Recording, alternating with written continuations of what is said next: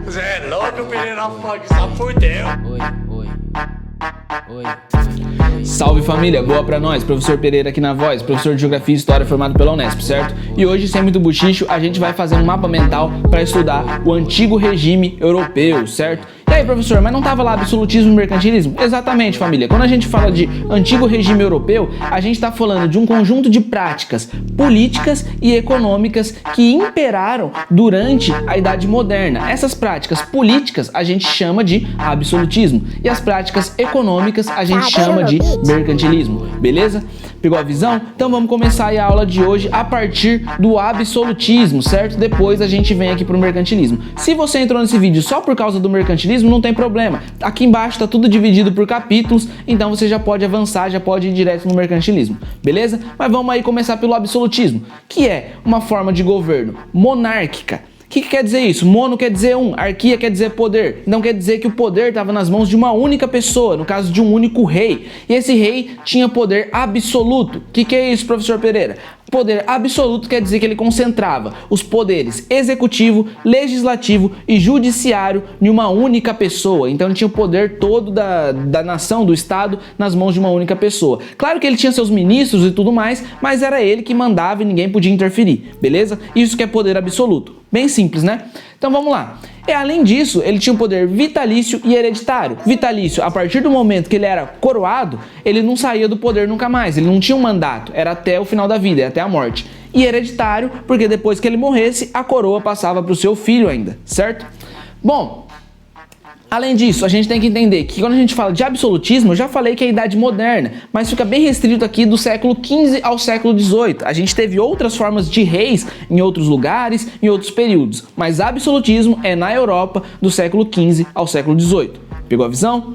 Beleza, então vamos lá. E além disso, a gente tem que entender que como que da Idade Média surge o absolutismo na Idade Moderna. É um processo bem lento. Desde o final da Idade Média, da Baixa Idade Média, que a gente tem uma aula, vou deixar aí pra vocês, desde a Baixa Idade Média começa as cruzadas, o renascimento comercial e urbano, e aí vai surgindo os estados nacionais, e é nesse processo de aliança da burguesia com alguns reis que vai se consolidando ali os reis como absolutas. Era um período que nem a burguesia tinha tanto poder, estava crescendo ainda, e nem a nobreza tinha tanto poder, que estava diminuindo ainda. Então é o período que os reis assumem de forma absoluta, mas já com aliança com a burguesia. Aqui no mercantilismo fica mais fácil de entender essa aliança com a burguesia, mas a gente chega lá, beleza? Então vamos lá, vamos ver algumas bases teóricas que ajudou a legitimar esse absolutismo. A primeira delas, Nicolau Maquiavel, escritor do famoso livro O Príncipe, é um clássico aí da ciência política. Nesse livro ele escreve um manual detalhado de como um soberano, de como um rei, e até hoje é usado por políticos, que é um manual de como gerir a política, certo? Então ele vai dizer que não existe limites éticos para o soberano pode fazer coisas além da ética se for preciso para manter a ordem, porque para ele os fins justificam os meios. Segundo Maquiavel também, o rei tinha que ser ou amado ou ser temido, mas era melhor ser temido do que amado. Então ele legitima a força, legitima o uso da violência para manter a ordem. Então essa é uma das bases teóricas, Nicolau Maquiavel, o escritor do Príncipe, beleza? Também temos aí o Thomas Hobbes. O Thomas Hobbes vai praticamente na mesma linha aí do Maquiavel. Segundo Thomas Hobbes, o homem era mau por natureza. E o homem sendo mal por natureza, a gente vivia um estado de guerra de todos contra todos, porque todos queriam estabelecer suas vontades. E para que não existisse essa guerra de todos contra todos, precisava de um estado centralizado que acabasse com esses conflitos. E mesmo que para acabar com esses conflitos pudesse usar o uso da força, certo? Então o Thomas Hobbes no seu livro Leviatã vai fazer aí algum desses discursos, certo? Então ele fala de um contrato social e que sem um soberano forte, poderoso e que se preciso fosse autoritário, a sociedade entraria num caos. Então ele defende também um estado absolutista, beleza? O Thomas Hobbes, inclusive, deixa uma imagem super interessante, uma gravura super interessante que mostra o soberano maior que a sociedade, com a coroa na cabeça, um cedro na mão, representando a soberania, o poder, a espada na outra mão, que representava o uso da força, se necessário, o uso da violência, se fosse necessário, e o corpo dele era formado pela sociedade, certo? Então é uma imagem muito interessante aí sobre o absolutismo. Temos outras bases. O Jean Bodin, ele dizia que o rei, por mais que o rei pudesse criar leis, ele estava acima das leis que ele mesmo criava. Isso é o absolutismo. E, além disso, temos o Jacques Bossuet, que ele falava sobre o direito divino dos reis. Ele dizia que os reis foram escolhidos por Deus, e contrariar a vontade de um rei era contrariar a vontade de Deus. Então também era uma forma de legitimar esse absolutismo, beleza? Falamos aí de algumas bases teóricas mais importantes, vamos falar aqui, vamos citar alguns exemplos de absolutismos, certo? Então, começando aqui pela Inglaterra, vamos começar lá. O absolutismo na Inglaterra começa com a Guerra de Duas Rosas, que é uma guerra entre duas famílias, a família dos Yorks contra a família dos Lancasters. Cada família tinha uma rosa, tinha uma cor de rosa que eles usavam. No final das contas, as famílias vão ser meio que unificadas e vai surgir aí a dinastia Tudor, a dinastia mais importante do absolutismo inglês. Mais pra frente, já no processo de Revolução Inglesa, vai surgir a dinastia dos Stuarts, mas aí a gente fala melhor mais pra frente, beleza? Ainda na dinastia Tudor, eles começam uma reforma protestante, uma reforma religiosa protestante que é chamada de anglicana, que eles vão vincular o Estado com a igreja e vai dar ainda mais poder absoluto para o absolutismo inglês, porque eles vão ter o poder político e religioso ainda por cima, certo? Mas também aí vão ter outras aulas, vou deixar aula sobre a Revolução Inglesa, aula sobre a reforma protestante, tudo mais, beleza? Tudo aí em cima, tranquilo? Na França, a dinastia dos Bourbons foi bem mais consolidada que da Inglaterra, então durou mais tempo e teve mais poder, inclusive, foi mais absoluta por bastante tempo, certo? O maior símbolo desse absolutismo foi o Luís XIV, considerado aí Rei Sol, que em um de seus discursos ele diz o seguinte: é exclusivamente na minha pessoa que reside o poder soberano. É em mim que os meus tribunais recebem a sua existência e a sua autoridade. A ordem pública inteira emana de mim, e os direitos e interesses da nação estão necessariamente unidos com os meus e repousam unicamente nas minhas mãos. Ele estava dizendo que ele era o Estado, que toda a vontade do povo, tá ligado? Tudo tinha que ser a vontade dele. O julgamento das leis tinha que ser julgado conforme os interesses dele. Esse é um maior exemplo aí de absolutismo. O cara se achava tanto que no portão do Palácio de Versalhes ele estampou seu rosto em forma de sol. É por isso que ele é chamado aí de Rei Sol, certo? Então esse é um exemplo aí são exemplos aí de absolutismo, beleza? Vamos falar melhor aí também na aula sobre Revolução Francesa. Bom, então vamos aí para a segunda parte da aula, que é sobre mercantilismo. Bora lá. Mercantilismo é uma prática econômica dos estados absolutistas durante a Idade Moderna, certo? Enquanto o absolutismo era política, mercantilismo é a prática econômica. Além disso, do século XV ao século XVIII, como a gente já viu, surge de uma aliança entre a burguesia e o Estado-nação e os reis, isso também desde a Idade Média, desde o Renascimento comercial e urbano, desde lá das cruzadas, vai surgindo essas alianças e vão se concretizar de fato aí no mercantilismo.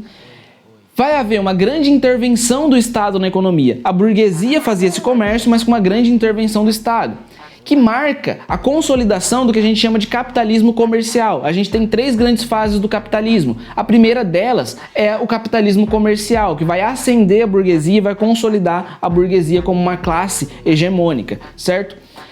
Está muito associado também o mercantilismo às grandes navegações e inclusive ao conhecimento e à colonização, à ocupação do continente americano, certo? Beleza? Então a gente vai ter uma aula também mais pra frente aí para falar só sobre o conhecimento da América, ocupação, colonização e tudo mais, mas o mercantilismo já pegou as ideias, né? Já pegou aí e agora a gente vai ver as características desse sistema econômico que predominou durante a Idade Moderna, beleza? Primeira característica, metalismo. Os caras, eles eram loucos por metal, ouro e prata. Principalmente a Espanha, Portugal, eles colonizam o Brasil, a América, com grande interesse em descobrir metais preciosos. Eles acreditavam que a riqueza de uma nação vinha dos metais. Isso é o metalismo. Tínhamos também outra característica, balança comercial favorável. Imagine uma balança em que de um lado você coloca as importações, tudo que você compra de fora, e do outro lado você coloca as exportações, tudo que você vende para fora, para outros países, certo? E eles diziam que as importações tinham que ser menores do que as exportações. Então você tinha que exportar mais do que importar. Essa era a lógica da balança comercial. Por quê? Porque eles perceberam que exportando você ganhava dinheiro, importando você perdia. Ó que genial.